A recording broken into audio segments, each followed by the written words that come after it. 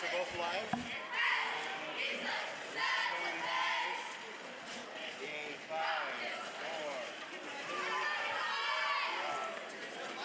And welcome to Pop Keeney Field. Here we are with the Eastlake Wolves against the Bellevue Wolverines for the varsity championship. We'll provide some commentary, but Eastlake starting with the ball on the 35-yard line. There are no kickoffs in this league. Back at quarterback is Kellen Kinney. Eastlake will roll with multiple quarterbacks in different formations.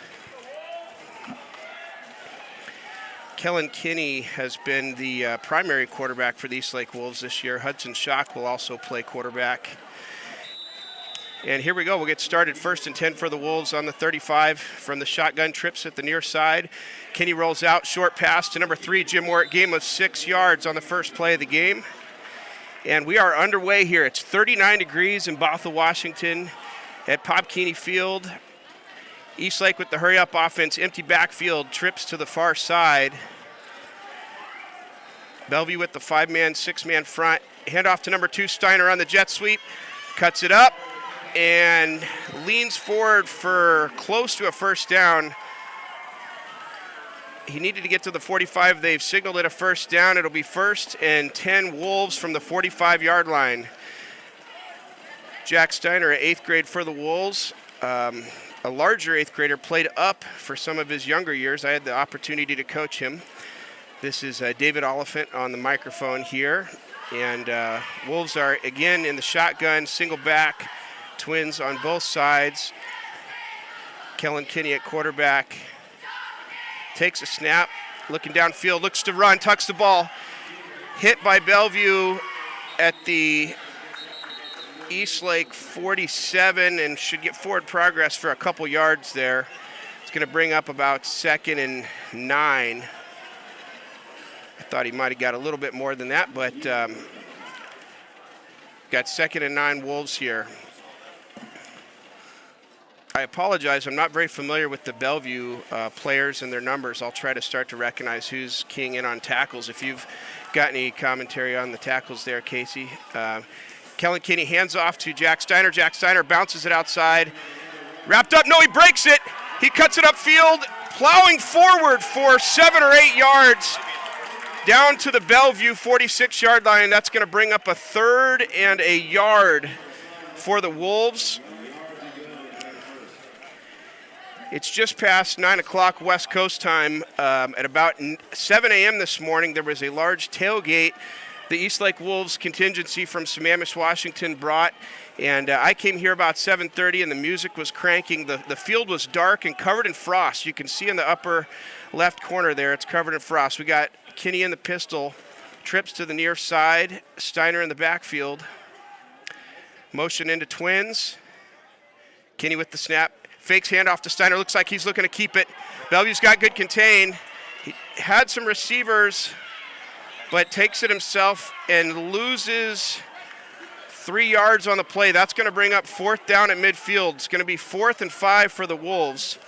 That looked like a design run. Kinney rolled to the near side of the field, had a couple of receivers open. Bellevue had very good pursuit and contain on that play. Ball's on the near hash. Wide side top. We've got trips, bunch at the near side of the field. Empty backfield. Kinney in the pistol. The snap. Kinney's keeping it again. They put the ball in their athlete. And I thought he was short, but he almost got it. Kinney got 4 yards, but did not get the first down. Bellevue gets the first stop of the game. It'll be 1st and 10 Bellevue from their own 46-yard line. And if you're just joining and you're not familiar with these two teams, they've got a long, long history. These two teams actually met in the championship last year, the JV championship, which is mostly 7th graders, and Bellevue was victorious. The prior year was COVID. We had no season in 2020. In 2019, these two teams met as Cubs, and the Eastlake Wolves were victorious. And then going back to the rookie season, which is mostly 4th graders, the Bellevue Eastlake teams met in the championship, and Bellevue was victorious. So this is a big rivalry game. Bellevue generally runs a high-octane running offense. They come out under center, twin backs, fullback dive up the middle. Number 32 with the long run from the 46 all the way down to the Eastlake 31-yard line for Bellevue. Number 32 there, Julian Burton. Julian was one of the captains today. I've got Casey Shane to my left. He's helping out, doing some commentary. I've got Jim Ort to my right, and we've got Jim Thatcher on the camera today.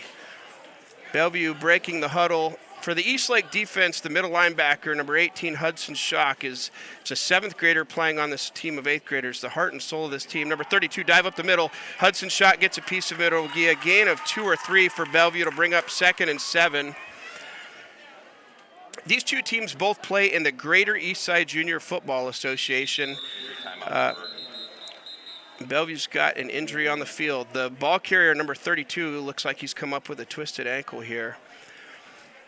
Back to the Greater Eastside Junior Football Association. This football league has an amazing history. The president, Sean Hartline, who I've had the pleasure of working with for a number of years, his dad actually volunteered for the Greater Eastside Junior Football Association for over 30 years and passed a few years ago, and Sean's carried the torch. And this league is the Greater East Side of Seattle. Teams from the north end, Bothell and Edmonds, down through Bellevue and Issaquah, Sammamish, out east to North Bend, and all the way down south through Renton and to Liberty and Mercer Island. And it's a really competitive football league. It is a developmental league, so there are some play rules I'll touch on later. Number 21 and number 4 in the backfield for Bellevue. Split back formation, wing back right, the Bellevue wing offense. Number 3 under center, fakes a handoff off to number 4, the wing back, and he's got the edge. He is fast. I believe that is Kason Carta, and he's going to run for a Bellevue touchdown. I'm looking for any flags on the play. There are none. With 5:48 in the game, Bellevue scores from the 28-yard line. Number 4, Kason Carta. Kason Carta is friends with my older son, Estes. I took Kason to a Lego show at Seattle Center, I think when he was about 4 years old. So it's hard for me to, he just put on a show there. He had the edge, and the Eastlake defense did not contain him. In this league, the PAT is worth 2 points if you kick it. If you run or throw it, it's worth 1. So at the varsity or 8th grade level that we have here, if you can kick it, you will have 8 points for a touchdown in PAT. So Bellevue lining up to kick the PAT. Number 8, who is also a captain today, Caden Cooner. His dad is the head coach. I haven't got to go through the coaches yet. We started quickly, but Ray Cooner is the head coach of the Bellevue Wolverines. Assistant coaches Thad Mallory, Blake Bentz, and Brian Oliver. Brian Oliver is dad of Kason Carta. We've got a delay game on Bellevue. And so we will move it back 5 yards. Bellevue will kick it from the 25-yard line now instead of a 25-yard PAT instead of a 20. Looking to spot the ball. They spotted on the 14.5-yard line here. So we've got Cooner lining up for the kick. Number 4, Carter, who just ran that touchdown in with the hold. Got a good snap, good hold, and the kick is blocked. And that will be a dead ball. That is a big play. That keeps Bellevue at 6 points. As we transition into the second series of the game, I'd like to recognize the Eastlake coaches. Head coach Joffrey Schock. Joffrey is the vice president of the Eastlake Youth League. Wonderful coach of this team, and it has a sideline full of coaches. Michael Wheeler, the defensive coordinator, his son Jackson Wheeler on the team was one of the Little League World Series players. He was actually the catcher. Broke his collarbone earlier this year. This is his first game back in a number of weeks. Michael Wheeler is the defensive coordinator. We'll come back to that. Eastlake taking the field. There's no kickoff at this league. The offense takes the ball on the 35-yard line. Twins on both sides from the pistol. Steiner at the top, number 1 motion. And that looks like a designed run with lead blockers. Kellen Kinney gets 1 or 2 yards. That was Simon Lind on the motion, lead blocking there with Steiner and Kellen Kinney with the carry. I believe the last three plays, Kellen Kinney has carried the ball. They're trying to put it in his hands. Kellen Kinney was also one of the Little League World Series athletes. In fact, I tried to dig the information up this morning, but when they were making their Little League World Series run, he hit 3 home runs in one game, and the city of Sammamish named it Kellen Kinney Day. And here's the ball in Kellen Kinney's hand, pitch to Jack Steiner. Jack does have the edge, and the Bellevue defense wraps him up. No gain on the play. That's going to bring up 3rd and 8 for the Bellevue offense, or for the Eastlake offense. One thing I'll note that Bellevue has a smaller team than Eastlake. I believe they've got 18 or 19 players. In the Greater Eastside Junior Football Association League, it is a rule that you must clear the bench after change of possession. However, after a touchdown, you can put whoever you want on the field. And so Eastlake has a few more players in Bellevue, so we'll have a little bit more change out if there is a change of possession. Kinney in the backfield, shotgun, takes a snap, looking to throw downfield. He's got James Ort, number 3, for about 10 yards and a first down for the Eastlake Wolves. That'll bring him out to the Eastlake 48-yard line. A gain of 10 on the play. James Ort III. I had the pleasure of coaching James for a number of years. His father, Jim Ort, sitting to my right, the Eastlake Junior Football Booster Club lead. Kinney in the backfield, trips to the bottom. Kinney rolling out, also looking to pass again. Downfield again to Ort, just off his hands. That was not as well of a throw, and a flag comes in late. That I see a signal for an eligible receiver downfield. We'll get the call here.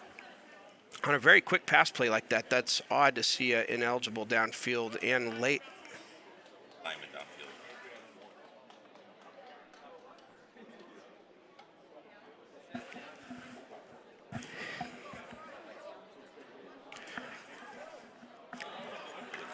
I do have the names of the officials today. I'd like to give them credit.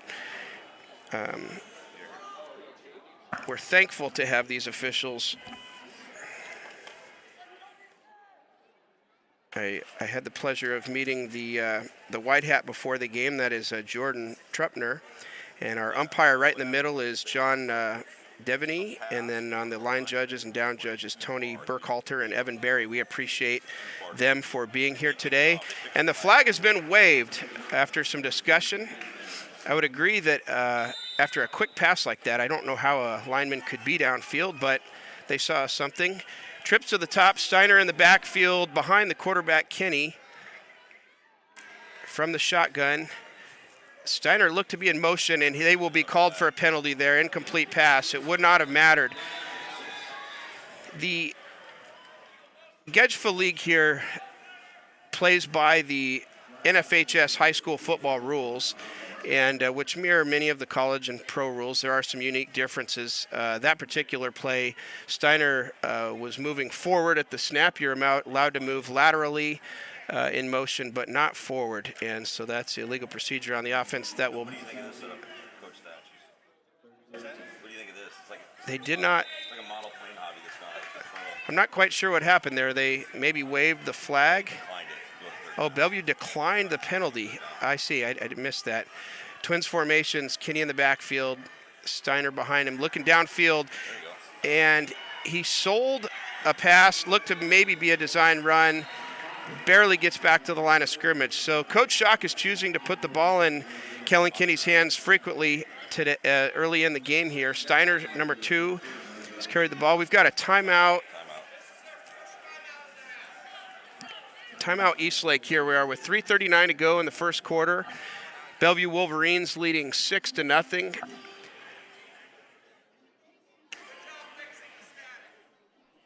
I was talking earlier about the temperature. If you could see on your screen on the upper left of the field, the sun is just cresting over the visitor stands. That white is not snow on the field, that's frost. When we arrived here at 7:30 or 8 o'clock when the teams were warming up this morning, it was reminiscent of Lambeau Field. It was cold. There was frost on the field as the sun's come up. The field's warmed up a little bit here. Really nice turnout.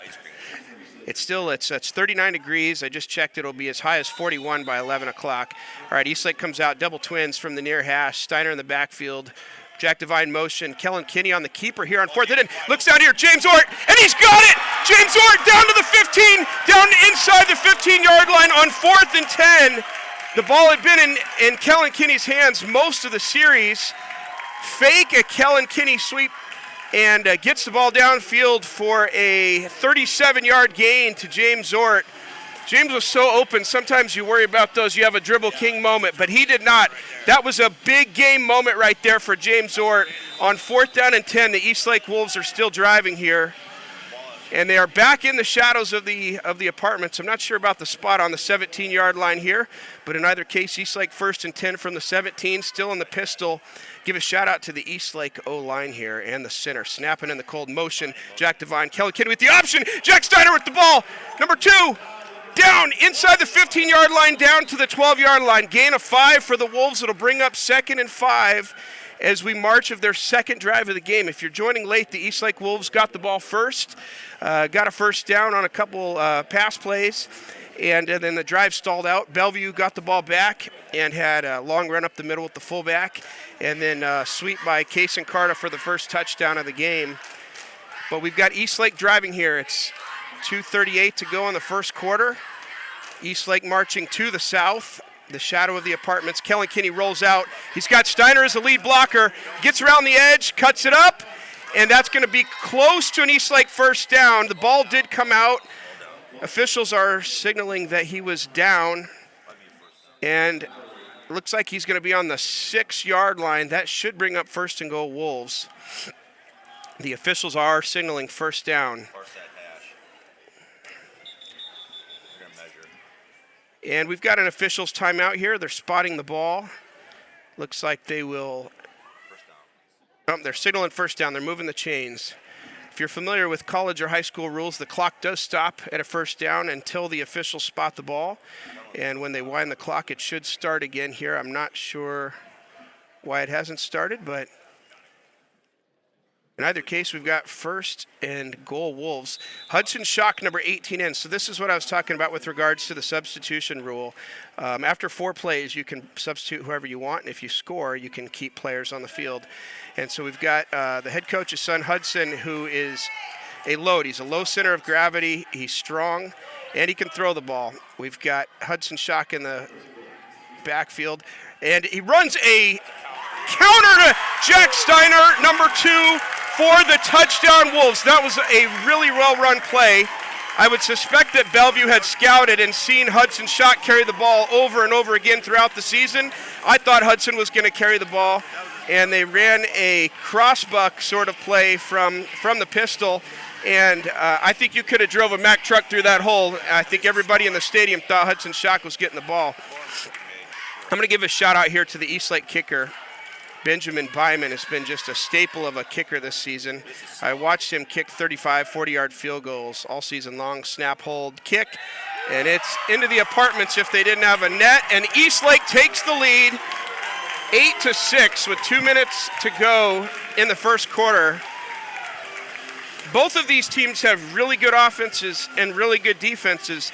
Last week, Bellevue played against a tough Mount Si team, and for the first time the season was held, I believe, to 14 points. And Eastlake has a high-octane offense, has given up more points than the Bellevue defense. But this is really a tale of two teams. Bellevue is really a power-running offense with the famous Bellevue wing tee of sorts that they run at the high school. Eastlake certainly has a more spread offense, but here we come back to Bellevue. They will surprise you with passes, but they do like to control the clock. We've got number 3 under center. Daniel Chang is the back in for Gordon. And handoff up the middle to 21. They had him by the jersey. I thought maybe we'd see a horse collar brought down by the Eastlake Wolves for a 2-yard loss. That'll take him back to the 33. If you're asking why we didn't have a kickoff, 3 years ago in the Greater Eastside Junior Football Association was voted to eliminate kickoffs as part of player safety. Certainly it was an item that had been discussed over and over, and different solutions, but the idea was to reduce the number of fast big play hits. So the offense takes the ball on the 35-yard line. after the first play. Bellevue runs a reverse to Carter, who scored the first touchdown. And the Eastlake defense contained him. He ran backwards, so I don't know where we'll get on forward progress. He's going to be brought down at the 26-yard line. That is going to bring up a 3rd and long for Bellevue. Great contained by Eastlake. Interesting call to run a reverse of sorts into the boundary, but that was Carter who scored the first touchdown of the game and looked to be faster than most of the players on the field. But in that case, the Eastlake defense did a wonderful job swarming him. Again, Hudson Schock, number 18 at middle backer, the captain of the defense. Bellevue coming out with twins at the top, in the far side of the field, 3rd and long. And they run it on 3rd and long. Number 21 breaks it outside, and he's got the edge. And he's run out of bounds. They marked him at the 40. That's going to bring up 4th and 5. That's Daniel Chang on the right side. You might be surprised to run the ball on 3rd and 18. But Bellevue does, and that's number 21, Daniel Chang. Great vision by Daniel Chang on that play. He looked to be stopped near the line of scrimmage, bounced it outside, and got a gain of about 13 or 14 there.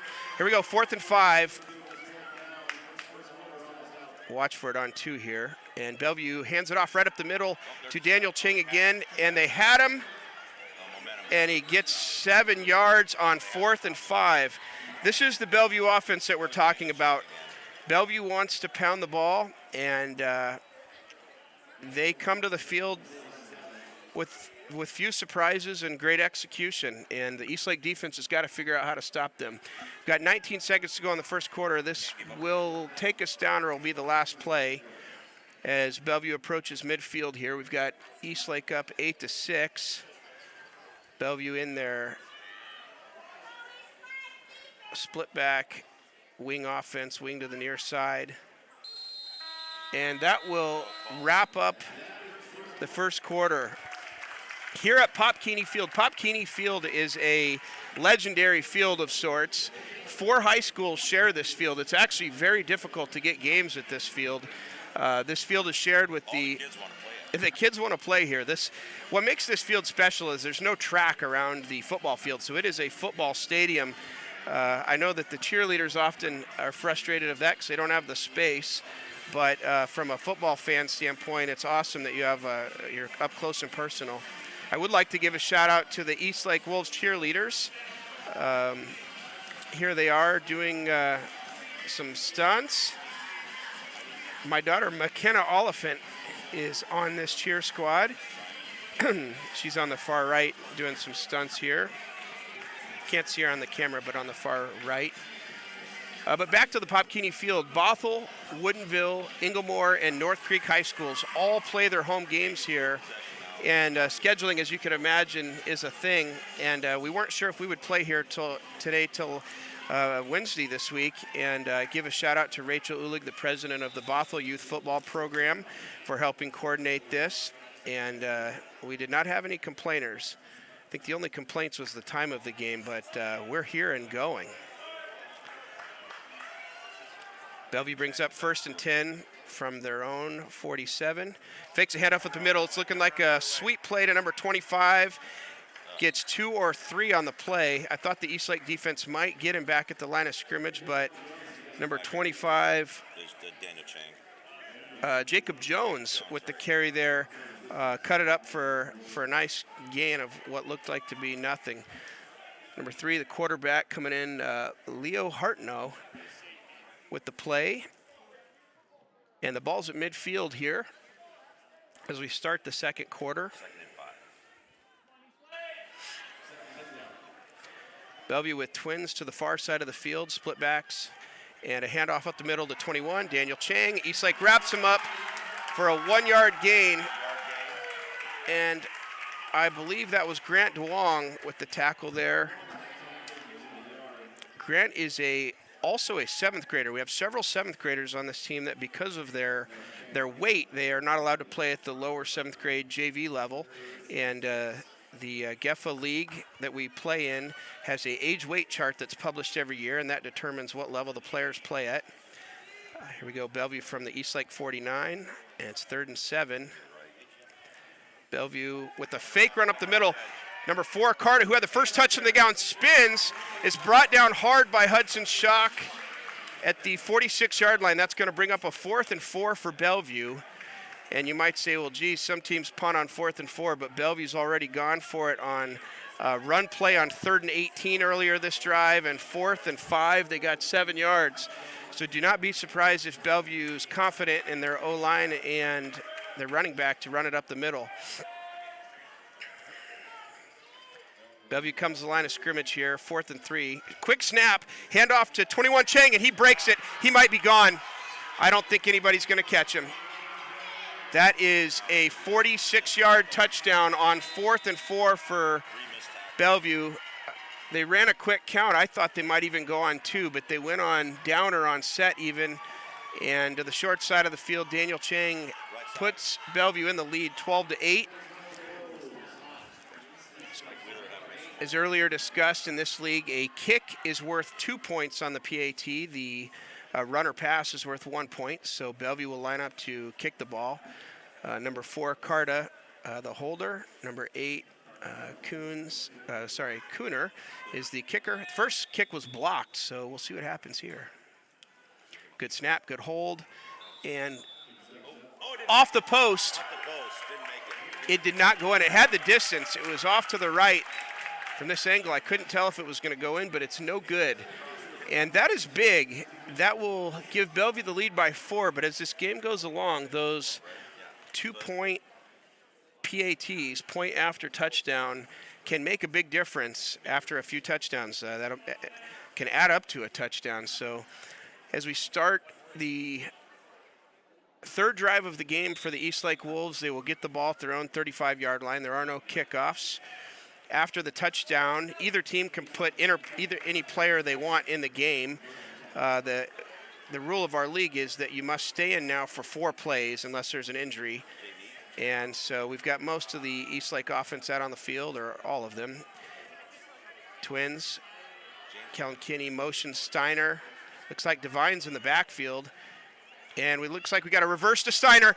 Steiner's got space, and a wonderful tackle by number 3 on Bellevue. There is a flag that looks to be in the space of holding.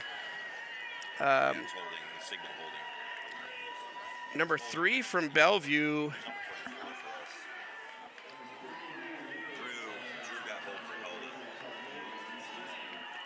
Who's number 3 for Bellevue? That was an outstanding tackle. He had a receiver blocking him, and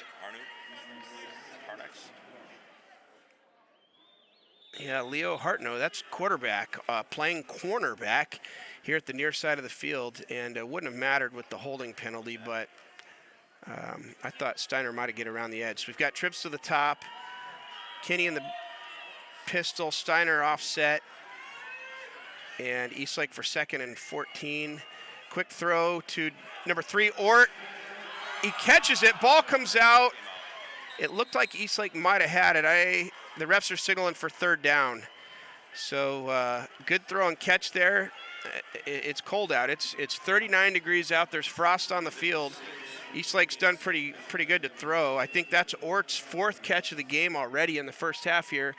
He had 1 in the first drive, and then in the last touchdown drive on 4th and long, Ort had a huge catch for about a 35-yard gain, and then they throw the bubble screen there. Bellevue with good defense. We've got 3rd down on the field. Discussion that trips at the near side of the field. Kellen Kinney drops back, looking downfield, and he's scrambling. He is fast, and he's a good runner. Gain of about 7 or 8 on the play. It's going to take him out to the Eastlake 41-yard line. It's going to be 4th and 4 for the Wolves. I was excited to see Kinney scramble on that play. He's a good runner. They have a lot of designed runs for him. I do believe that was a designed pass, and many of the secondary and linebackers were in coverage. Thought he might break a long one, but Bellevue defense has tackled well so far today. Coach Schock calls a timeout here. I'm going to take an opportunity here to give the coaches a little bit more credit here for Eastlake. I do know many of them. David Oliphant here on the microphone. I'm the president of Eastlake Junior Football. Eastlake has a legacy of great football programs, and I feel honored to be a president of this club. We're surrounded by so many members that support this club. We've got Jim Thatcher here today from the High School Booster Club with the video equipment. If you could see what I get to see, he's put a lot of work into it. But on the coaching staff here, we already talked about Coach Schock and Michael Wheeler, Lauren Steiner, Marcel Bach, Marcus Byman, Greg Devine, Corey Stairs, Jim Reed, and Derry Hansen. And give Derry some extra love. He's our equipment manager for the entire Eastlake Youth Program, and that is a handful to manage and does a wonderful job of that. Joffrey Schock, the head coach, is our vice president and treasurer, and also a wonderful football coach. We're blessed at Eastlake with some good coaches at all 5 levels, rookies, Cubs, Softs, JV, and varsity. I'll pause for a minute here. Eastlake lined up, and looks like Devine had jumped a little bit, so that will push it back to about 4th and 9. Jack Devine with the false start there. But on my train of thought, the Eastlake Youth Football Program is blessed with good coaches. This year, we fielded teams at all levels. We had about 115 total players through rookies, Cubs, Softs, JV, and varsity. And all of our head coaches had college football experience, which was amazing. We had great dads and parents and moms and cheerleaders. It's been a special season. So here we go. It's 4th and 9 for the Wolves. Empty backfield, double tight. I believe they got too many men on the line of scrimmage here. And it appears that we're punting, and some confusion. Coach Schock does not look happy. Here with 6 minutes to go in the first half, there was some confusion. That was going to be an illegal formation. But here we go. We've got a timeout. I didn't get a chance to really talk about the seasons of these two teams. Both are undefeated. Eastlake is getting my notes here, is 9-0 at this point, including playoff wins. Bellevue is 8-0-1 on a technicality. There was 1 week where we had really bad smoke in the Northwest, and they could not play a game, and it went down as a tie. But effectively, both teams are undefeated, and I would say probably would be 9-0. And so we've got a really exciting matchup here. Kinney lining up to punt. Steiner motions. They fake, and they're not punting. They're throwing. Number 1, Bach is open! And the ball just off of his hands. At first I thought it was overthrown, and he adjusted well to the ball. He may have been looking into the sun. I can't tell from this angle, but great call by Coach Schock there. I thought that was a punt. The motion made it look like an offensive play, possibly, and Simon Nalind was wide open, and Kinney hit him in the hands. Maybe 6 inches shorter, I think he catches that ball. But in either case, Bellevue will take over at the Eastlake 36-yard line. 1st and 10. It breaks the huddle quickly. 21, Chang in the backfield, who's taken a brunt of the carries already. And the ball goes to Chang, bounces it outside, and Eastlake had him but tackled high. And Chang goes all the way down to the 25, 24-yard line. That will be a gain of 12 and a first down for Bellevue. That looked like a design run off tackle. And Eastlake had clogged the middle. Chang bounced it outside. They had him wrapped up, and missed tackles too high. So I'm sure Coach Wheeler on the sideline has had some choice words for the outside backers and the defensive ends here on the near side of the field. Bring up 1st and 10 Bellevue from the 29-yard line. Chang in the backfield, ball fake to Chang, and it's given to Carta. Carta's getting around the outside, and he is wrapped up at the 30-yard line. Great contained by the cornerback there. I did not get the number of the Eastlake corner on the top there. That was a great play. Carta's fast. He scored the first touchdown of the game on a similar play. got the edge. The Eastlake defense was ready. Don't be surprised if Bellevue comes back with a pass play with the Eastlake corners playing more aggressively up on the outside here. Quick snap, handoff to Chang. Off tackle at the top. Eastlake has him, and he keeps fighting. This looks like a rugby scrum at the 26-yard line. That will get A lot of bear hugging. Bellevue a gain of 4. I believe that's going to bring up 3rd down and about 12. Yep. 13, 12, 3rd and 13. So we had Carta with a sweep play, loss of about 7. Chang with the run up the middle, and that brings up third and long here for Bellevue. See what they've got up their sleeves. They've been proud of the run game and running up the middle on 3rd and long before. Hand off to Chang to the near side, off tackle. He bounced it outside, and this could be trouble for Eastlake. That's another touchdown for 21 Chang. That's Chang again. Eastlake had stopped Chang to 3rd and long, had him at the line of scrimmage, and disappointed to say I didn't see anybody going for his legs. And this running back is strong, and I've seen some good running backs in this league, and Chang is certainly in that category, and if you tackle him high, he is not coming down. So Bellevue will line up for the PAT. This is a big PAT because they've missed the first 2. Number 8, Cooner, head coach's son, is the kicker. Snap, hold, and just gets it over the crossbar. So that is good for 2 points. That is an 8-point score with the 6-point touchdown and the 2-point PAT. And so Eastlake will take over on their own 35-yard line with about 4.5 to go in the first half. I got to give the Bellevue defense credit. Eastlake has moved the ball on them, but they've come up with plays when they've needed to. Eastlake has played good defense, 3rd and long, 4th and long, and Bellevue's managed to get a first down in it. Yeah, I got Coach Ort next to me is furious right now talking about our tackling. So if that tells you what the coaches on the field say. We got trips at the bottom. Hudson Schock at quarterback, and Hudson will carry the ball, running hard, contact with number 3 at midfield, and Eastlake going with a new look. And we talked about this earlier in the game. Kellen Kinney is a very good quarterback, number 44, member of this Eastlake Little League World Series team. Hudson Schock plays middle linebacker, but after the score, you can substitute whoever you want. And now Hudson's in at quarterback, it appears. They will rotate between Schock and Kinney.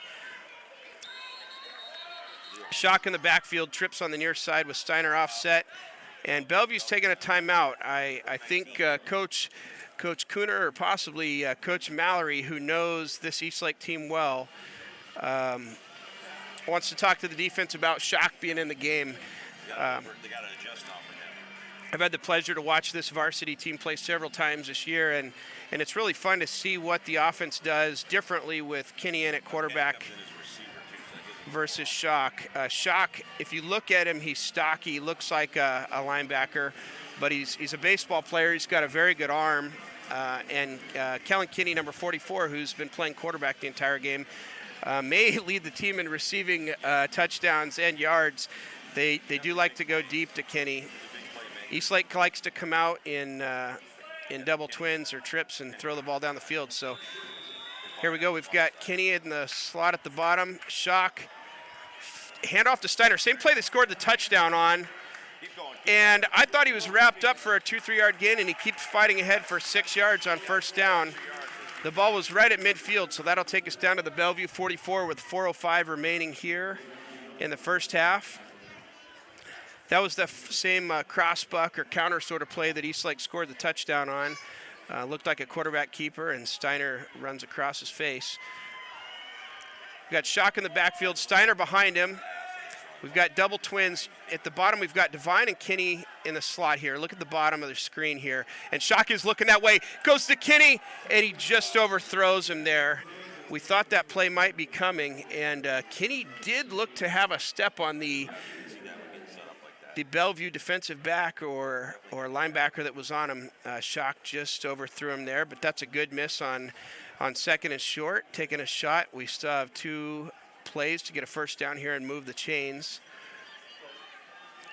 Hudson Shock heading in. You can see Hudson, he's got the towel on the back of his pants there if you're looking for him. He's number 18 at quarterback. Steiner, number 2 behind him. Look at Kinney in the slot at the bottom.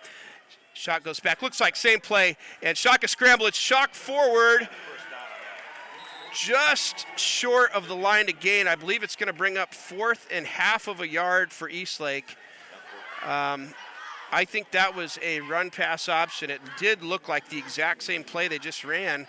I thought it was going to be a pass, but Hudson tucked the ball and ran for a gain of about 4 on the play, and that will bring up 4th and short here for the Eastlake Wolves varsity squad. You got to love that they can still run shotgun on 4th and short here with Shock getting the ball, Kinney next to him. 2 very good athletes. Ball snapped through Shock's hands. He gets the ball, looking to throw, and it's caught by James Ort! Talk about making lemonade out of lemons. I was just giving credit to the Eastlake offensive line and the center for the amazing snaps all game. Shock, the ball goes through his hands. The flag on the far side, I think it's on Bellevue. I'm not sure that was a designed pass. I think Shock panicked because it was a designed run.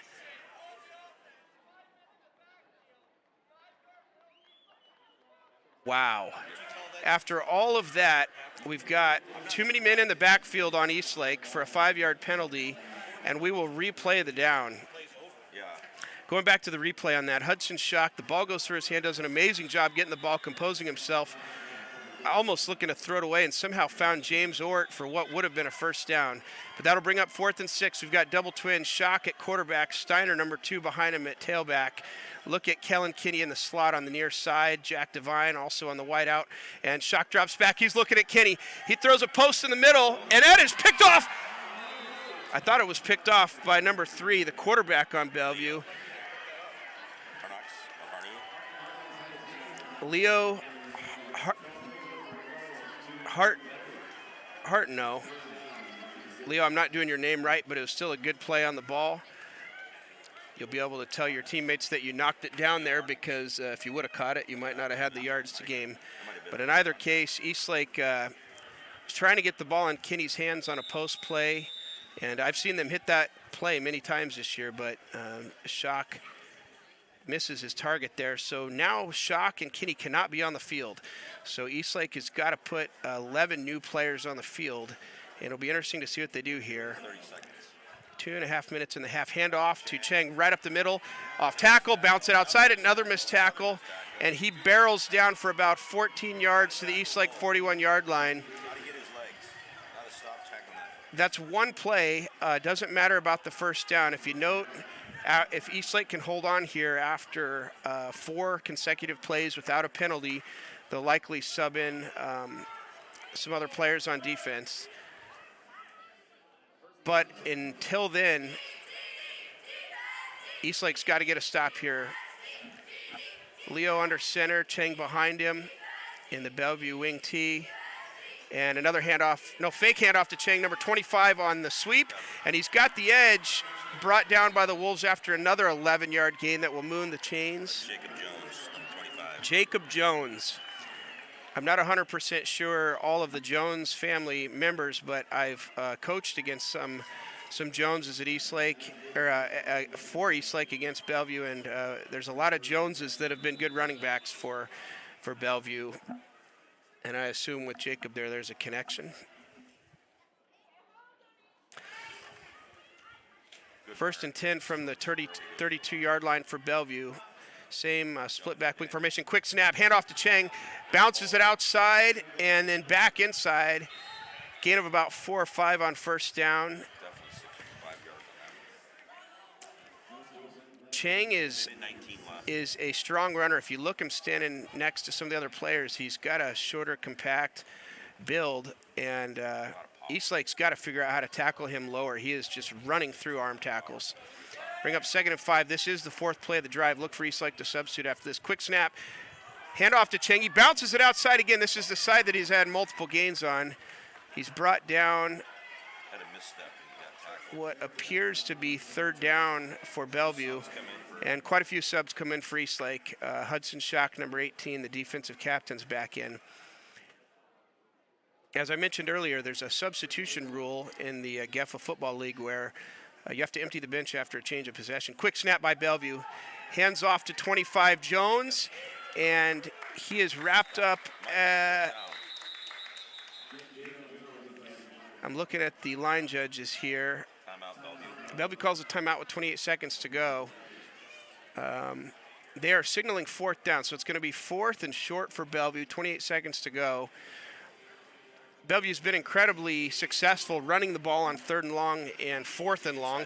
I can't imagine on third and short that they would try to do anything but run the ball, but with a limited amount of time on the clock, it is possible. They try to put the ball in the air for the first time today. They have not thrown the ball yet today. They haven't needed to. They've run their standard package of power running up the middle and some different counters and sweep plays with their wing backs.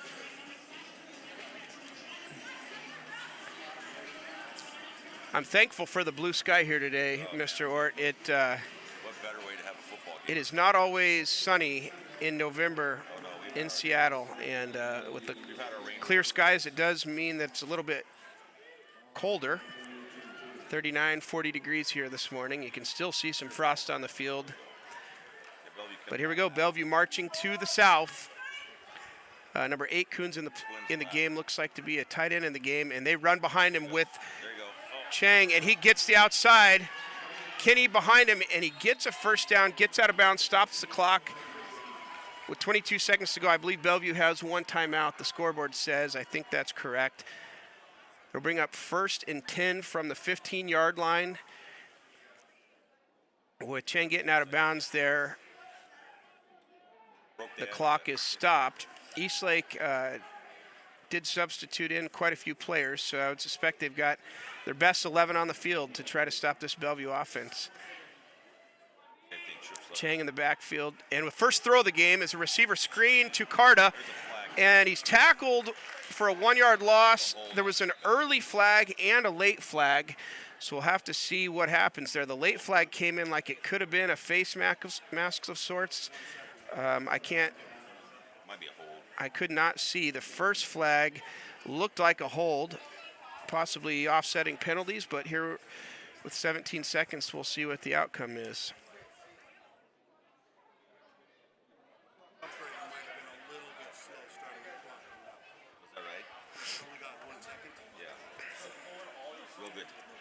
All right, we'll look at our white hat for the call here. Personal foul.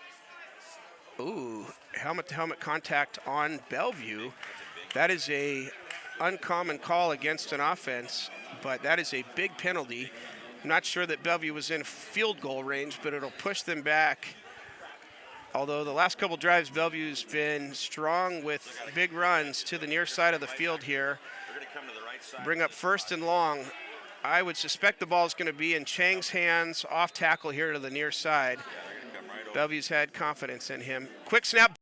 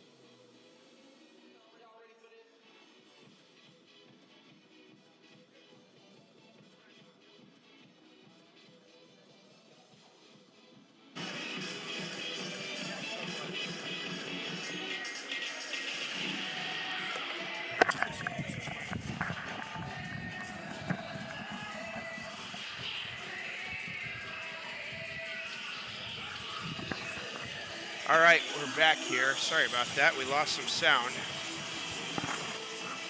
You gonna test me, Jim, and make sure we're good? All right. I believe we are back. Sorry about that. We had a USB malfunction. Got the Eastlake cheerleaders on the field, and I love to see the players acknowledging them for their performance. These are mostly 8th grade cheerleaders, a handful of 7th grade. My daughter's on this squad, McKenna, and with several friends, so this is something that they love to do. And here we get some stunts at halftime. And we got some stunning here at halftime. This is exciting. All right, sorry about that. We lost audio. Exciting end of the first half. Bellevue got the ball, drove down to about the 20-yard line, had a penalty for a helmet-to-helmet, pushed him back, and after a couple pass attempts did not score. And so we've got Bellevue in the lead with 20 and Eastlake with 8 going into the second half. Eastlake started the game with the ball, and I suspect that Bellevue will want the ball in the second half. This is David Oliphant on the microphone. I'm president of Eastlake Youth Football, and I'm thankful to Jim Thatcher, who brought the technology equipment today that allows us to do this.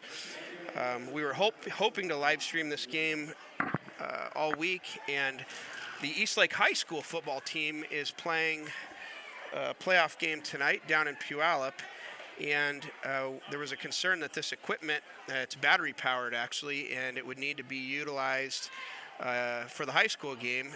But the high school playoff games are live streamed by the NFHS subscription service, and so this equipment was not needed, and so we were able to bring it back for the varsity and JV games today. We do have a good lineup of games here for the championship weekend. The Eastlake junior varsity team with head coach Justin Stiles will be up next against Mercer Island, and I will stay on the headset for that game. My wife Adrian has just come up and joined me here in the stands. She's the president of Eastlake Junior Cheer, and very proud of the cheerleaders out on the field. I'll tell one funny story about the cheerleaders. These uniforms that they have, they were not this year's uniforms. These uniforms were last year's, and the cheer squad ordered new uniforms, and due to supply chain challenges, never got uniforms this year.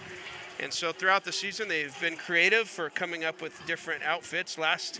A couple weeks ago, they were in their Thriller homemade Michael Jackson outfits, and but here today, they've brought back the legacy uniforms from the past couple of seasons, and it's great to see this 8th grade squad with a few 7th graders on it here in uniform today.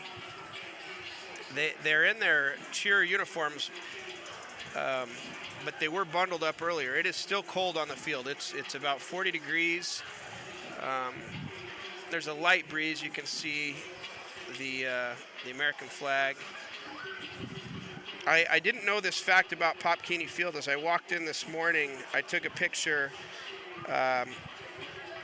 of Veterans Memorial Stadium here, renamed Pop Keeney, but I think it's appropriate that yesterday was Veterans Day, and we could honor those that served our nation. And here we are here with the Veterans Memorial just outside of the stadium. It was dedicated in 2019 by the North Shore School District. We've got 4 minutes to go before we'll start the third quarter. Bellevue is starting to loosen up in the south end zone. There's a mixed-use commercial residential structure just south of the stadium, and some condos of sorts just behind the field goal post. And I think they've got a day full of football if they're sitting inside their living room.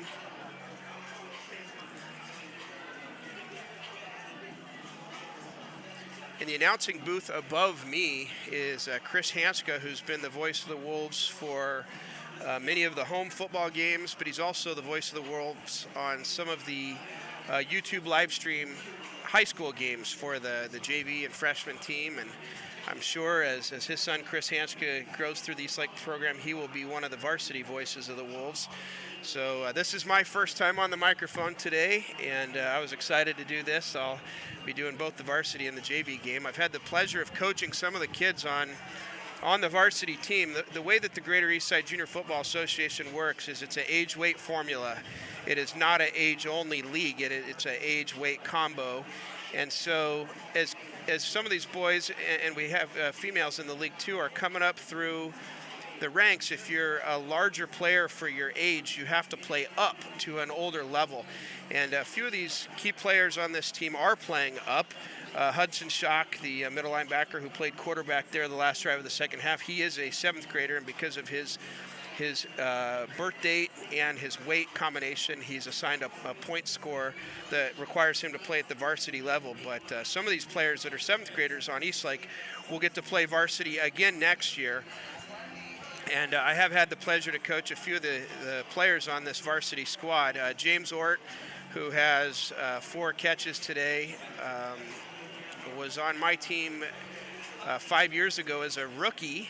And his dad, Jim Ort, coached with us then.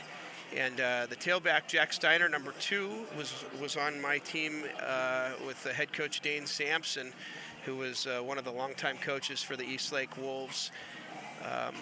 When we were Cubs, we played Bellevue, and Jack Steiner was playing up as a 4th grader with the 5th graders. And here he is now getting to play with the Wolves of the same age of him. One thing I'd like to talk about is the motto that you may see around the Eastlake community, the WSPS, or Wolf Strong, Pack Strong. And that was brought from Coach Don Bartel here a few years ago to the high school program, and it's really filtered down to the youth program. But it stands for Wolf Strong, Pack Strong. And I just absolutely love that motto. It talks about the strength of the pack is the wolf, and the strength of the wolf is the pack. And very selfless way of saying it's a team sport, and the team needs each individual wolf, and each individual wolf needs the team. And so WSPS is the motto of Eastlake. You may see that on social media or websites or different gear. The cheerleaders running through the sign, the paper sign here at halftime. I'm not sure if that sign was saved for the end of the game and they're concerned they may not get to use it, or if that was a planned run through, but in either case, fun for the girls. All right, well, here we go. 30 seconds left in the halftime. If you can see on the screen, in the north end zone, there's more black Eastlake jerseys. That is the JV team here for weigh-ins and warm-ups. And I can see the Mercer Island team in white is at the scale right now doing their weigh-ins and check-ins. And we've got another Eastlake team in the championships here today just following this game.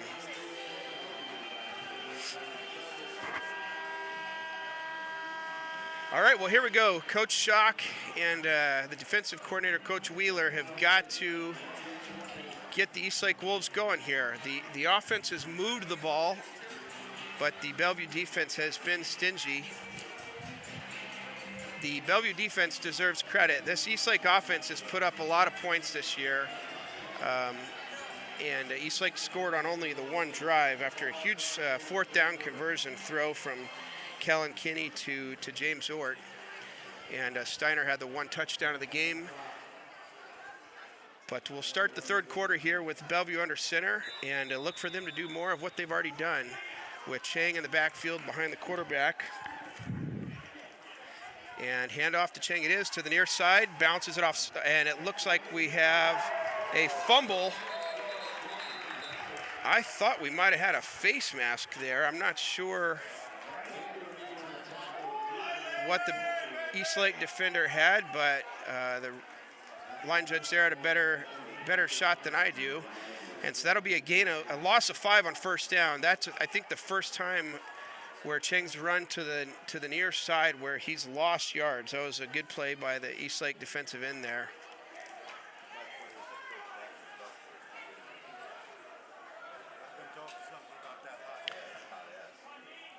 think that was Vandermeed, the defensive end. And we got another handoff to Chang up the middle. And he is fighting for yards. Gets about 2, wrapped up by a gang of Eastlake defenders. I do apologize. I'm not able to call out the numbers as quickly of some of the Eastlake defenders of who's getting tackles here.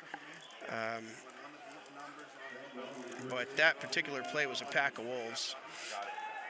Hudson Schock, the middle linebacker, has always got his white towel off his hip, so he's a little bit easier to distinguish there.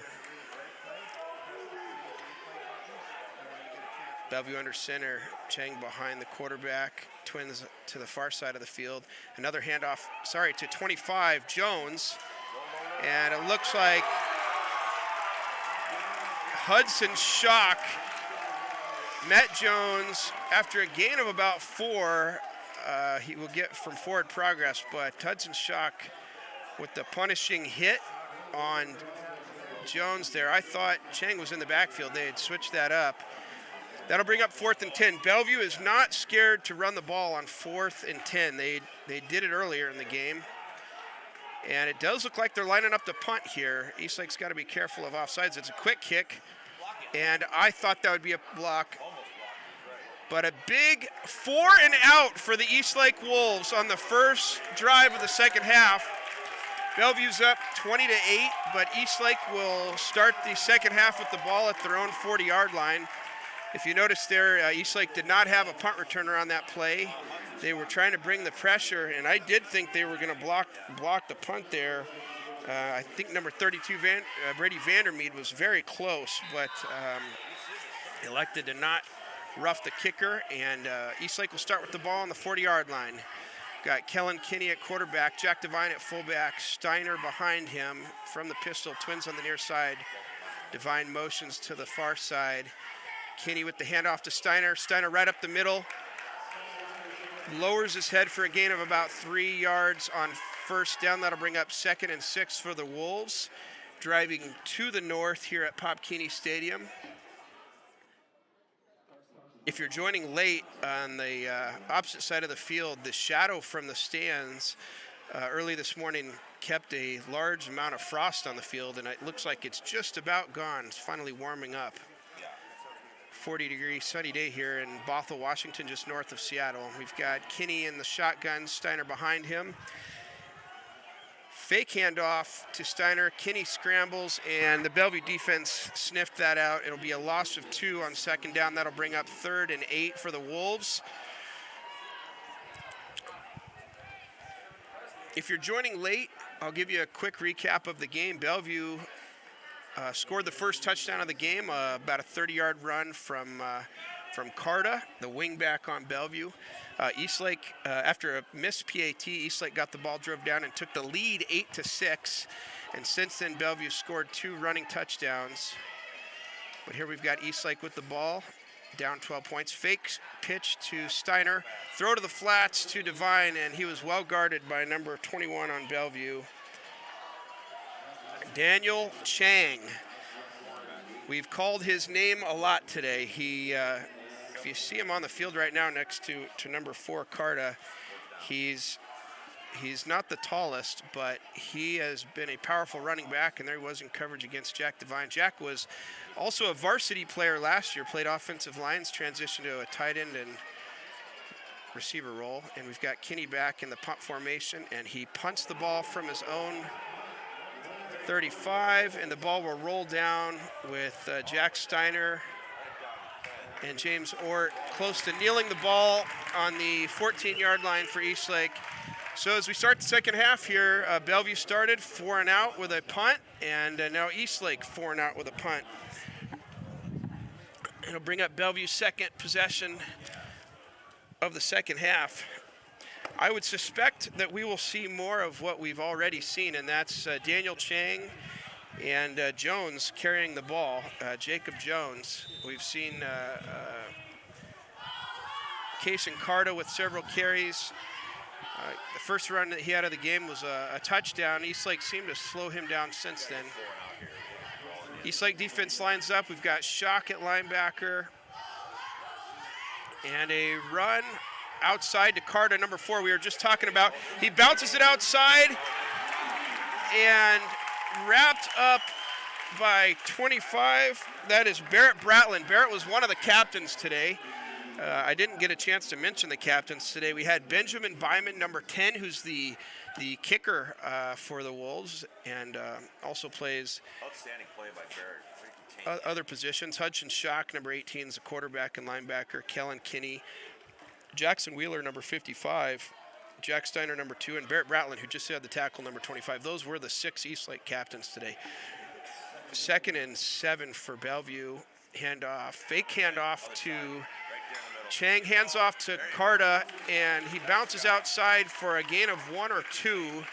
It's going to bring up 3rd and 5 for Bellevue. Bellevue's got a very good run offense. They did not throw the ball till the last couple plays of the first half when they were running out of clock. They've ran on 3rd and 16 earlier in the game and on 4th and 5. So here we are on 3rd and 5. I would suspect the ball could be in Chang's hands, but possibly that they mix it up. They've run some quick counts here. Bellevue under center. Quick count again. Handoff to Chang. He was wrapped at the line, and he breaks it. There's a flag on the play around the spot that looks like it could be holding on Bellevue. And that's what we've got. So on 3rd and 5, we're going to get a 10-yard penalty. Going to bring up at about 3rd and 14. I believe it's a 10-yard flag from the spot of the foul. That is a big flag for Eastlake. Daniel Chang was wrapped up short of the first down and broke through Eastlake defenders. Again, the Eastlake defenders tackling a little higher than I would prefer. So that'll bring up 3rd and 13 for Bellevue. I still would not be surprised if they run the ball here.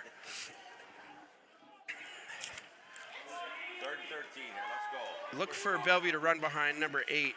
Coach's son, also the kicker here, Cooner, at the near side of the field. And they roll out, and it is a pass downfield. Number 4, Carta, catches the ball, slammed against the turf.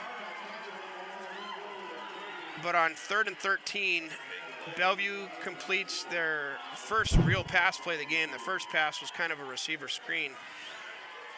That is not Bellevue's bread and butter, but that was very well executed. Eastlake defense was there, and that throw was on the money, and Carta with the catch.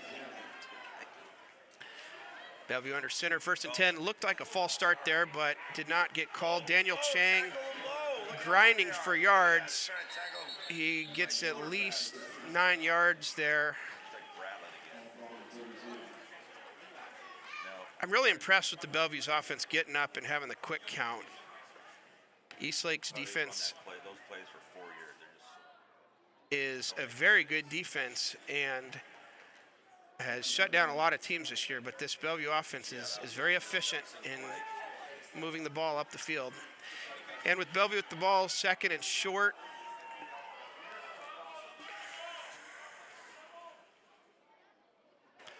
Handoff to Chang, and Bellevue stopped for a loss of 2 on the play, and that'll bring up another 3rd and 5.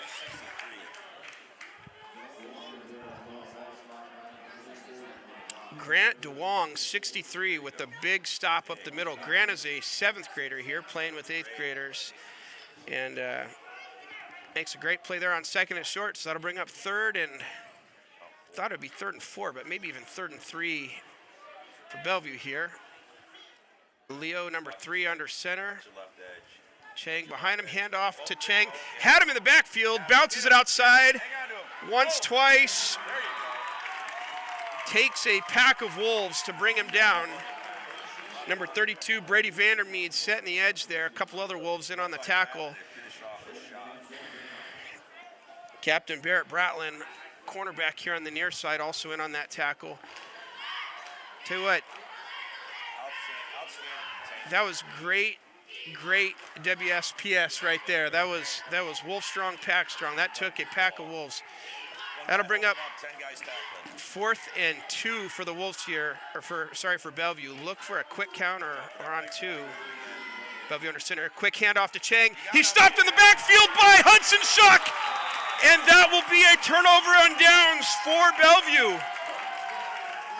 Bellevue was marching the ball up the field, had a second and short, and after 3 consecutive plays of the Wolves defense shutting them down, Eastlake will take possession on the Bellevue 39-yard line. And with the Bellevue Wolverines in the lead 20-8, Eastlake has got to have a sense of urgency here with 2 minutes left in the third quarter.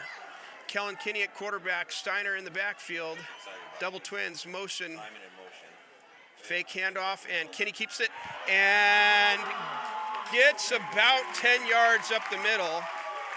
We've seen Kinney carry the ball a lot today. That's probably the biggest gain that he's had on the day so far. Solid game. First down. And moves the chains inside the 30 with a minute 43 remaining in the third quarter. Eastlake is driving and needs a score here to move it to a one-score game as we go into the fourth quarter. Double twins, Kinney in the backfield, Steiner offset, motion, fake handoff, exact same play. Kinney follows his blockers and fighting for yards. Gain of a couple on first down. I would have thought that would be an RPO, but Looked like the same play, I'm not sure, but it brings up 2nd and 8 for the Wolves with a minute to go in the third quarter. The clock's counting down. I will note, if this comes up later in the game, that we do not have onside kicks, but there's a method for that, which I'll talk about shortly. Double twins, Kinney at shorter back, Steiner behind him. Motion, fake handoff, looks like an option. Kinney keeps it, cuts it up, runs into his own blocker, and moves inside the 20 down to the 17-yard line, and that will be an Eastlake first down. That was the exact same play they've run the last 2 plays, except there was a true option there. I thought he was going to pitch it to Steiner on the far side of the field. He kept it, cut it up, ran into his own blocker, but broke free for a few more yards. That's going to bring up a first down for the Wolves on about the 17-yard line. Look for Eastlake to possibly substitute in a couple players as they get close to the red zone here, or as they're in the red zone, I should say. 16 seconds to go in the third quarter. Empty backfield, Steiner's in the slot. Kinney at shotgun, 10 seconds, 9. Kinney with a quarterback draw, and I think they rushed that play. I think they were worried about the quarter running out, and Bellevue was prepared for that. So that'll take us to the end of the third quarter and into the fourth quarter here at the Varsity Championship at Pop Keeney Field. okay, crunch time now. Got a quarter to get this fixed. These two teams started practice in early August. I did some notes last night. I believe this varsity team has 49 practices. Starts out the season with practicing 3 weeks for every 5 days a week, 15 practices. Then with the jamboree, and then which is a scrimmage, and then they've played 9 regular season games where they practice 3 days a week for those games. And now this is the third round of the playoffs. So this is the 13th week, 49 practices for both of these teams. Both teams are undefeated. I mentioned earlier, I got cut short. We had some fires here in Western Washington and coming down from Canada in late September, early October. And there was 1 week where some of the games were canceled. And when that happens, the rule of the league is both teams take a tie. And so Bellevue is 8-0-1. They could not play that day at that field. The air quality index was over a threshold. Eastlake was fortunate enough to play that day. I believe that was against Liberty. And it was just good enough air quality that Eastlake could play and did get the win that day. So Eastlake was the home team today because of the 9-0 record with Bellevue having 8-0-1. But today's been Bellevue's day so far. In a close football game. Eastlake's driving to cut the lead to 1 score. 10 minutes to go, and Eastlake's driving to the south. A new quarterback, Hudson Shock's in at quarterback. We got 2-minute motion. This could be a problem. They've thrown the flag, and this is too bad because Shock is going to take it into the end zone, and this is going to come back. Sometimes when you mix players around at different positions, they're not mentally prepared for the transition, and we had Kinney who's been playing quarterback most of the game in at slot, and another player both in motion at the same time. And that's unfortunate because that looks like it would have been a touchdown regardless of the penalty, but that'll bring up a 2nd and long for the Wolves. Both Shock and Kinney in the game here, so if the Wolves do turn over the ball, they would have to empty the bench. Neither would be able to come in on defense. But here we are in the red zone. Eastlake's got who they want on the field. Yeah, not sure on that play, and so he was moving around. Hudson Shock in at quarterback, empty backfield, 5 wide, trips on the near side, motion Steiner. And it looks like he's falling Steiner. He's got a lot of blockers. It's a Shock looked like he was going to throw, and now he's just plowing down inside the 5-yard line. James Ort was standing in the end zone, and I missed the flag.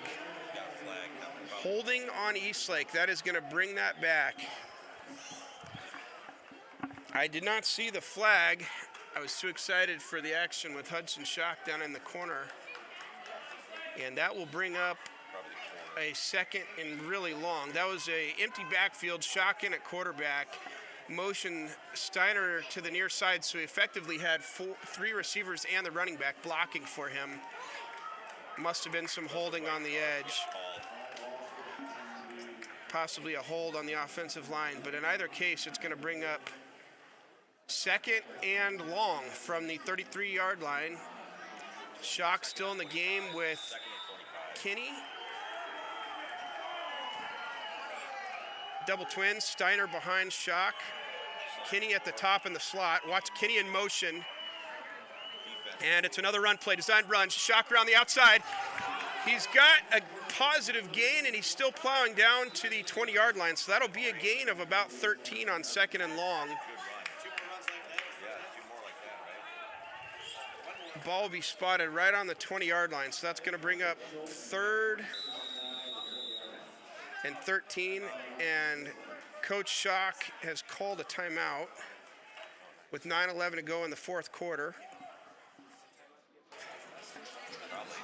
I didn't mention earlier, Ed Kinney, who's the medical assistant for the Eastlake Wolves, father of Callan Kinney, who's played quarterback much of the game, is also with us today. Appreciate him being our medical assistant.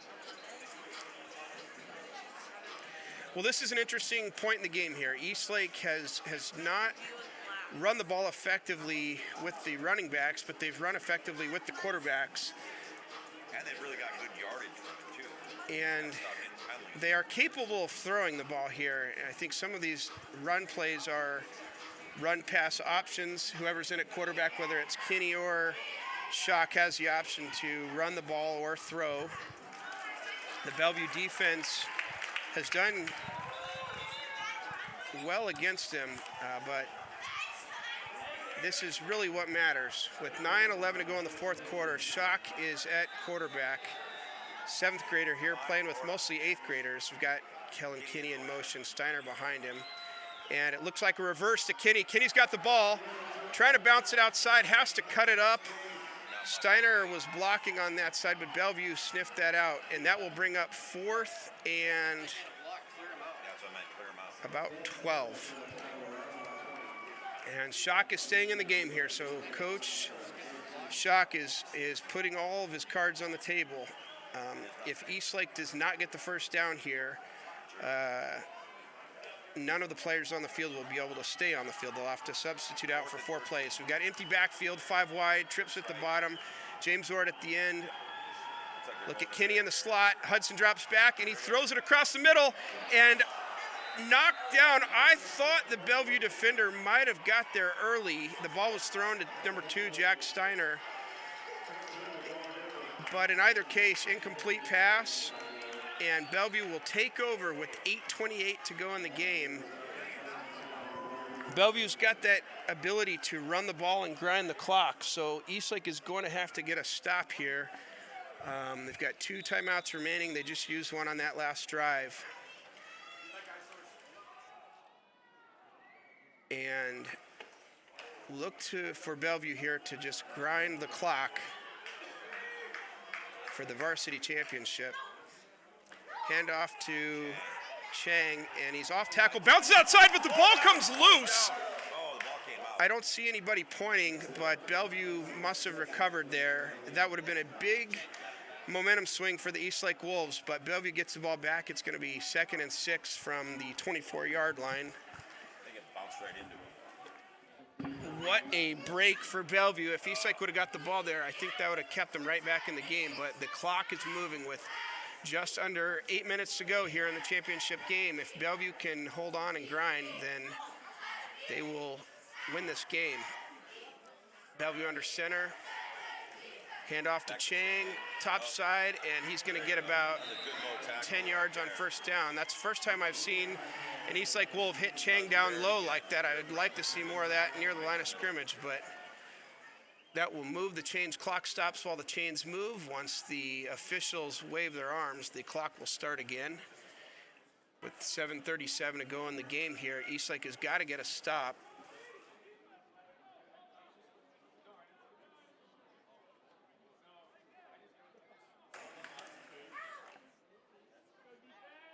Bellevue comes out with twins at the bottom in their wing offense.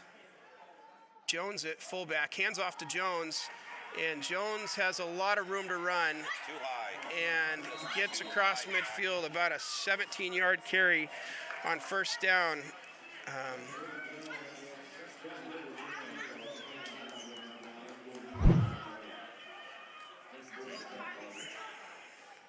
So we had a fumble on the first play, and then Chang with a big run, and now Jones with a big run. This is the 4th play of the drive. So look for Eastlake to substitute in some defensive players here that they want on the field that were on the previous offensive set after this play. Under center, looks like Jones is in at fullback. Quick snap to Jones. I didn't think Bellevue was set, but it didn't matter. The refs didn't throw the flag. He's wrapped up at the line of scrimmage there, I believe by 32 Vandermeed.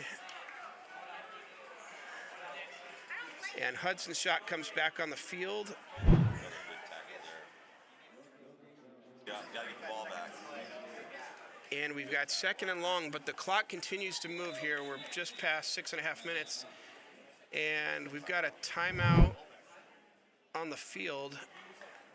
It's not clear who called it. Possibly an official's timeout for an injury. And number 25, Jones, has been asked to leave the field. Maybe there's some blood or something to that effect, but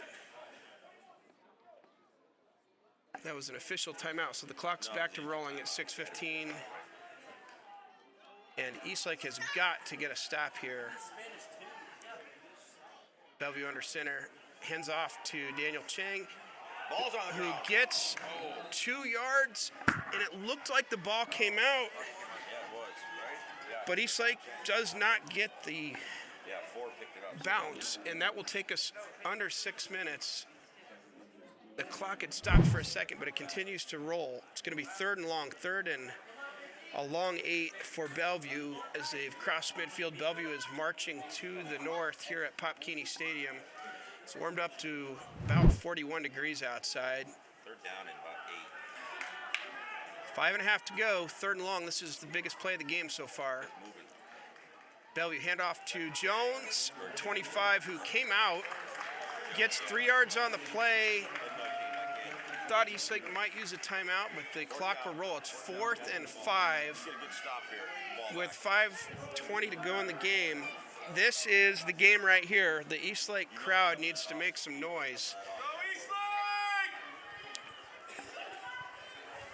Come right off that off tackle by Barrett. Barrett's got to pull that edge in. Bellevue's run a lot of quick snaps on these 4th or 3rd and longs here. Look at all that. Could run a quick count or possibly a long one. Quick count, handoff to Chang on 4th and 5. He was stopped in the middle, bounces it outside, and he goes out of bounds. So Eastlake will take over with just under 5 minutes to go. So let's talk about the onside kick rule here for the GEJFA Junior Football League. We do not have kickoffs, and so if there's under 4 minutes in the game and Eastlake scores here, they will get 1 time down from their own 20-yard line, a 4th and 10, and if they get that, they get to keep possession of the ball. And so if Eastlake can go down and get a quick strike here, they do still have 2 timeouts. I thought they might use one there at the end to save some time, but now they've got the ball with 2 timeouts. Shock had to come out of the game because of the turnover. And Kinney at quarterback looks for a fake reverse to Steiner, looking downfield, and it looked like a design pass. Ort was well covered by number 4, Carta, who's been the wingback on offense today. Kinney pumped the arm back like he was going to throw the ball, decided to tuck it, and the Bellevue defense does a good job wrapping him up. So we've got 2nd and long here, 4.5 minutes to go. Kinney in the shotgun, looking downfield, and the ball is in the air. Just long for number 1, the receiver, Simon Lynn. He did have some space and just misses him, but that does stop the clock here with 4:17 to go in the game. Bellevue leading 20-8.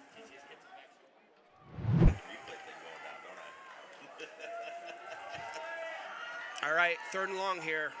3rd and 11. Kinney in the backfield with Steiner behind him. Drops back to pass, looking down the middle of the field, and he throws it to Steiner, up a swing pass up the sideline. That was a great play call. The Eastlake receiver stretched the Bellevue defenders down the field. Steiner snuck out of the backfield up the near sideline, and Kinney just missed him, just overthrew him. He was not guarded. Kinney did have some pressure, and just enough Bellevue pressure that he was not able to sneak the ball in there. So here we've got the game here. It's 4 minutes, 13 seconds to go in the game, and this is it. 4th and 11 for the Eastlake Wolves. We've got trips to the top. Kinney in the backfield, and the snap. Kinney rolls out left, and he looks for Ort and overthrows the receiver. Ort was open. He was just short of the 1st down mark. If he would have caught it, he still would have had to get a couple of yards, but it didn't matter. The ball was overthrown, and the Eastlake defense will take the field. There's 4 minutes and 8 seconds. Eastlake does have 2 timeouts. With the incomplete passes there, it did not take that much time off the clock that last drive, but Yeah, we lost about 20 seconds. Eastlake is running out of opportunities here. We've had no scores here in the second half. Both defenses have settled in. It feels like both teams have started to figure each other out. My beautiful wife, Adrian, just brought me a hot tea. Appreciate that. Bellevue with the handoff to Chang. And he is fighting for yards, wrapped up after a gain of 1 or 2 at middle of the field at the 44-yard line. And timeout called.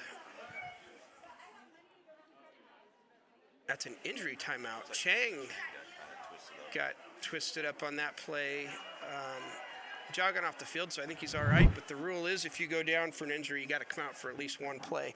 That is the only exception for substitutions in the first 4 plays of a drive in this league, is if you've got an injury. And Bellevue will come up to the line of scrimmage at 2nd and 9. Looks like Jones is in the backfield at fullback, and it's handoff to Jones. Jones bounces it outside, runs into a couple Wolves, and it'll be 3rd and 8 with 3.5 to go. Coach Schock will have to decide when he wants to use the timeouts, but this is a big play. I thought the last drive for Bellevue was going to be Eastlake's last chance. They still have a chance. If they can get a stop here and stop the clock, they could stretch the field. They're certainly able to throw the ball. Bellevue's got the ball, 3rd and 8. Jones behind. Fake handoff to Chang. Hands off to Jones. And he gets around the edge for what would have been a 1st down. It looked like there may have been a flag thrown on the far sideline. And there was not. The officials are moving the chains, and that might do it for the Wolves here. They do have timeouts, 2 timeouts, so they will get the ball back, but with the 2-position game here, they're running out of chances.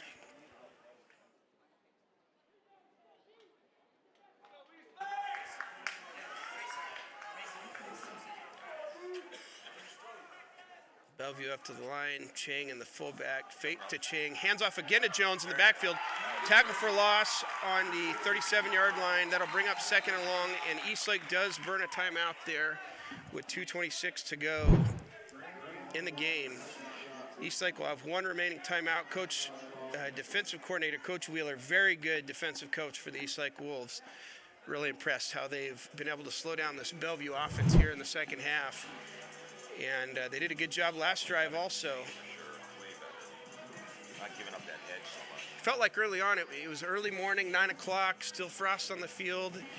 And Bellevue came out and surprised Eastlake a little bit with that jet sweep or counter play that they have. Eastlake came down and scored and took the lead 8-6 early in the game. And then in the second quarter, Bellevue scored 2 touchdowns, missed the first 2 PATs, and then did get the third PAT to get them to 20 points. The PAT, if you kick it at this level, is worth 2 points. And so we've got a 12-point game here with just under 2.5 to go in the game. Look for Bellevue to run the ball again and grind on the clock. Daniel Chang, number 31 at fullback, who's carried the load today, 21, carries the ball again and gets a couple of yards off the left tackle, and Eastlake will burn their third and final timeout, and that'll take us down to Hudson came in and did a real good third and long, 2:20 to go. I'm honored to be surrounded by some Eastlake Wolves here today. I've got some friends that I've coached for many years. Riley Hill and Miles Johnson, Nolan Budish, and Chase Hanchka. A lot of football legacy here. Miles Johnson's younger brother, Owen Johnson, will be the featured running back here in the JV championship in the next game. And 2 brothers that I know well, very different running styles. Miles has a similar running style to Daniel Chang that we've seen here today, kind of low center of gravity and very strong runner. And Owen is a speedster and a little bit more slippery.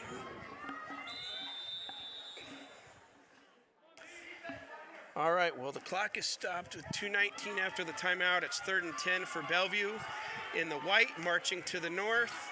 And Daniel Chang is behind the quarterback at fullback, double wing. Handoff to Chang off the right tackle, bounces it outside, 2 hands on the ball. He is fast, gets outside. But a big play, I think he made a mistake by going out of bounds there. He should have stayed in bounds. And Eastlake with a big opportunity here on 4th and 13. If Eastlake can make a stop, Hudson Schock out of the game. Coach Schock making the substitution so that next play Hudson can go back in on offense. Very, very good coaching according to the GEJFA rules that we have. Eastlake has to empty the bench after a change of possession, except for a score. And so Eastlake has got an opportunity here to get the ball back with 2 minutes and 13 seconds to go. Bellevue with the ball under center. Quarterback drops back to pass. He's hit as he throws, and it's incomplete. It didn't matter at the interception because the clock stops with 2 minutes and 8 seconds to go. And Eastlake has one more opportunity here to go down the field and score. They're out of timeouts. There is an opportunity for an onside kick. It's not a kick, it's an offensive play. But the stage is set for one of the greatest comebacks in GEJFA varsity championship history, but Eastlake has got to come up with a play here.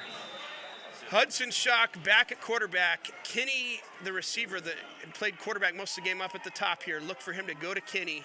Schock drops back, rolls the other way with Steiner blocking downfield to Kinney, and it's intercepted. Oh no, dropped! The ball comes out. I'm not sure what the call is here. It is incomplete. The Bellevue defender had the catch, I think started to celebrate early and put the ball out, and I don't know if it came out before he hit the ground or not, but in either case, it is ruled incomplete. So the clock stops with 1:57, and Eastlake has life again with just under 2 minutes to go. Got to get that ball up. He was open, too. He was wide open. All right, Schock at quarterback. Ort at the bottom, Simon at the bottom, near side. Kinney comes and tells Simon, I got trips at the near side of the field. Shock with the ball, rolls to the near side, and he turns it upfield, and he pitches it to Steiner. What a play! Steiner is moving, and he's gone! Jack Steiner up the sidelines, cuts it up the field. Inside the 10, down to the 9-yard line. What a heads-up play by Hudson Schock. Hudson had crossed the line of scrimmage and pitched the ball on what looked like an option play, close to being a forward pass. I thought Steiner was going to score there. Steiner, the featured tailback. It is 1st and goal Wolves, and Schock is down under center looking to spike the ball. The chains have got to move, so this gives Eastlake a chance to run a play, but it does look like they're just going to spike the ball. Hudson under center, Steiner behind him. We've got trips at the near side.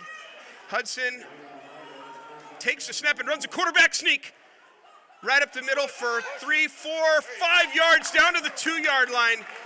And Eastlake has got life. This is really exciting. If Eastlake can score here, they can get the ball back. Hudson under center. We've got, and Bellevue calls a timeout. I think Bellevue did a favor for Eastlake there. There was confusion on the Eastlake side of the ball. That was a huge timeout. It is 2nd and goal from the 3-yard line. What a series of plays there. Hudson Schock with the design quarterback run from the Eastlake side of the field, pitches it to Steiner for a 50 or 60-yard gain. I thought Steiner was gone. He's a very fast running back. Bellevue did a good job catching up to him there inside the red zone. I've got my Eastlake Wolves surrounding me, and everybody is excited here. I think there's a little bit of a spark for the Eastlake Wolves. They're at the 3-yard line. Coach Schock on the field calling the signals. 1:13 to go. Eastlake is out of timeouts. Bellevue does have 2. Steiner and Kinney at the bottom, near side in the wing. Hudson with the ball, plows forward. He's a lone touchdown! Eastlake Wolves, number 18, Hudson Schock, follows Kinney, follows Steiner into the end zone. And we have got a ball game here, folks. We're going to have an onside kick play after this PAT. So this cuts the lead to 6. If Eastlake makes this PAT, Benjamin Byman, who's an unbelievable kicker, one of the captains today, will cut the lead to 4-point game, and Eastlake could come out of this game with a win if they get the ball back. Byman back to kick. Good snap, good hold, good kick. And Eastlake is now within 4 points of coming from behind. So the onside kick play, there is no kick. It's an offensive play. It'll take place from Eastlake's own 20-yard line. It's a timed down. I actually had to coach 2 of these this year at the rookie level. Very exciting. Eastlake can have whoever they want on the field. There's no substitution rule here because of the score. You're allowed to put whoever you want on the field. I will note that the Mercer Island and Eastlake JV teams are on the field. There's not a large warm-up area here, so you'll see some extra black jerseys on the north sideline there, and that's where Eastlake's going to have the ball for 1 down. It'll be a 4th and 10 with 1:08 to go. Eastlake has no timeouts. So if you're Coach Schock here, what play do you call with 4th and 10? You've run the ball with the quarterback well. They've struggled to throw the ball downfield today. Ort had 4 catches in the first half, a couple big ones. But here in the second half, it's been mostly run plays. So here we go for the play of the game, the play of the year. Varsity Eastlake versus Varsity Bellevue. Hudson Schock at quarterback, Steiner behind him, and Kinney all by himself at the bottom here, the near side of the screen. And Bellevue's going to call a timeout. This is a great matchup. On the near side of the field, number 44, Kinney, is matched up against number 4, Case and Carta, who my family actually knows. We've spent time together, and it's just so exciting to see players on the field that you know on both sides of the ball.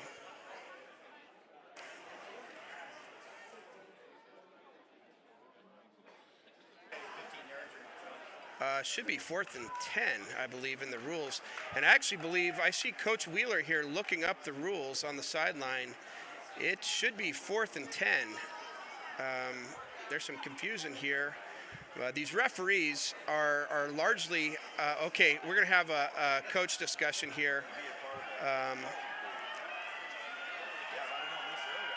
Yeah, the officials should listen here. This is a unique rule to youth football, and it is 4th and 10. As the president of Eastlake, I may have to step into this here. This is a big play. The rule was changed last year for the onside kick. We do not have onside kicks. That was a player safety decision that was made. Defensive coach Wheeler is showing our white hats here today for the youth game. It is a 4th and 10 play. And what I was saying is these are high school officials, and so they're not all highly aware of the unique rules to the youth football system. And I think heads-up play by the Eastlake coaches there. Coach Wheeler having a printed copy of the rules unique to the GEJFA Football Association. And the refs are reviewing right now and discussing the onside kick should be a 4th and 10, not a 4th and 15. So I hope that they get this right, because this is the play of the game. The officials are heading out. We'll see if they adjust the chains here. With the 1:08 to go, Eastlake's down by 4 points. And the white hat is heading over to the locker room, actually.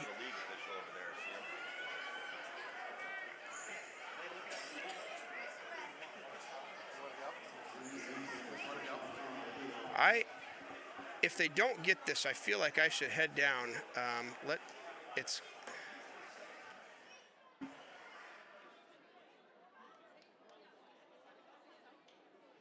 This will be really disappointing if they don't get this right.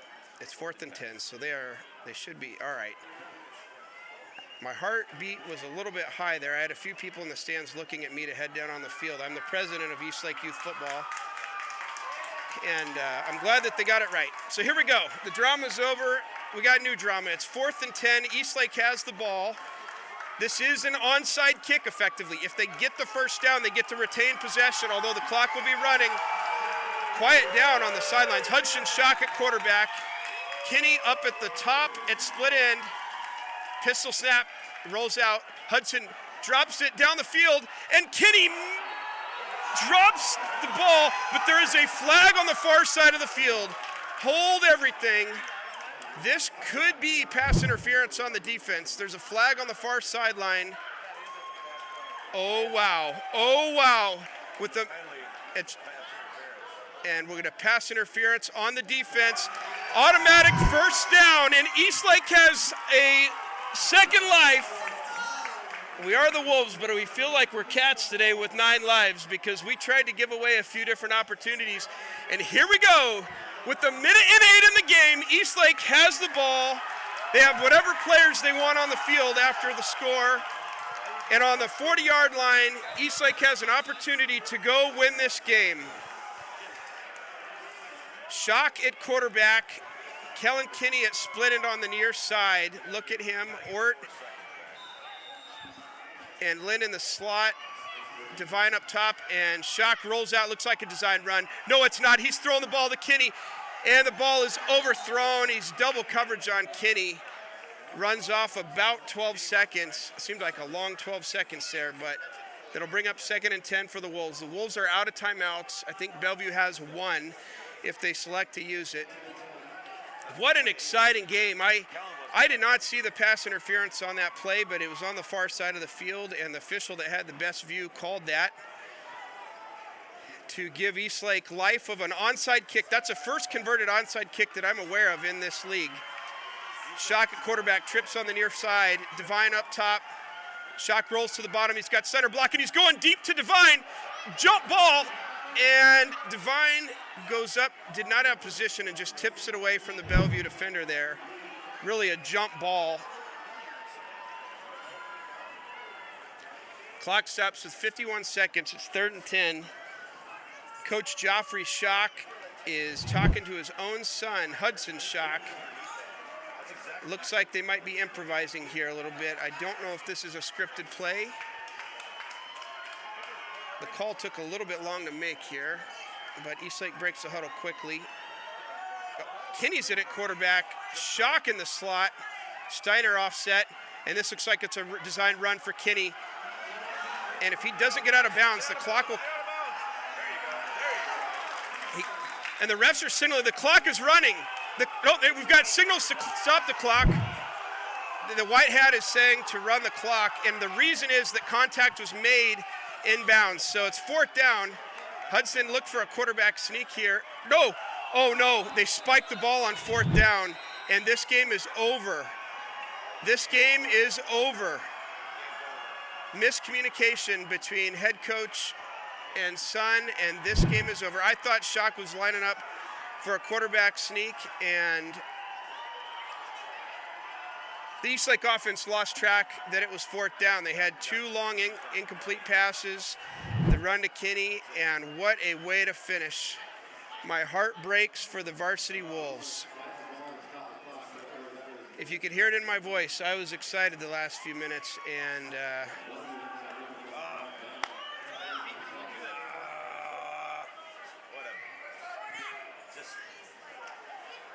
Bellevue will kneel the ball for victory. Victory formation. It's great to be on the winning side of victory formation, not so great to be on the other side. And what a championship game. The Eastlake Wolves give it their best effort, but Bellevue is victorious 20-16, and both teams played really well. I felt like that was a clean game, not too many flags, but it came down to the last drive, and that's all you can ask. And here teams will shake hands as they cross the field. What a heartbreak of a loss for the Eastlake Wolves. I am speechless. Bellevue, as they cross midfield, I see some injured players. Number 32 looks like even coaches are carrying him. This has been a physical game. Both of these teams are very strong. And that's a wrap. I'm going to take a break here and give my voice some rest and get a drink, and we will reload for the JV game here soon. We'll join you on the Eastlake Wolves football YouTube channel here just shortly.